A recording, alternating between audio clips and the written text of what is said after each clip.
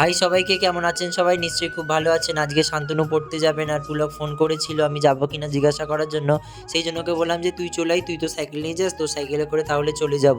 আর আজকে ছিল রথযাত্রা। আমাদের এখানে প্রতি বছরই মেলা বসে, আর মেলা উপলক্ষে প্রতি বছরই এখানে গাছের দোকান বসে। আর গাছের দোকান বসবে আর আমি দেখবো না, সেটা তো হতেই পারে না। ওইখানে আর বেশি আর দেরি করিনি, কেননা পড়তে যাবো তো দেরি হয়ে যাচ্ছে। তাই জন্য পুলককে বললাম যে চ দেরি করবো না, চ পড়তে যাই, যদি ফেরার সময় মেলাতে ঢুকি তো ঢুকবো। দেন এখানে বাড়ি ফেরার সময় মেলাতে ঢুকেছিলাম, ঢুকে একটু দেখছিলাম যে কেমন কি দোকান বসেছিল। সন্ধে সন্ধে ছিল বলে বেশি লোক ছিল না, সেই জন্য আমরা একটুখানি ঢুকেছিলাম। মেলা থেকে যেই বেরোচ্ছি দেখছি যে সবে মেলায় রথ বেরোচ্ছে, সেই জন্য আমরাও রথের রশিটা ধরে একটু টান দিলাম। বলা যায় যে রথের রশি নাকি স্পর্শ করলে 33 কোটি দেবদেবীকে স্পর্শ করা হয়। যাক, জগন্নাথ দেবের কৃপা এখানে আমরা একটু হলেও স্পর্শ করতে পারলাম। আর বাড়ি ফেরার পথে একটা রঙ্গন ফুল গাছ নিয়ে ফিরেছিলাম। সো চলুন, আজকের ভিডিওটি এত পর্যন্ত। যদি ভিডিওটি ভালো লাগে অবশ্যই একটি লাইক করবেন এবং অবশ্যই কমেন্টে জানাবেন ভিডিওটি কেমন লাগলো। অনেক অনেক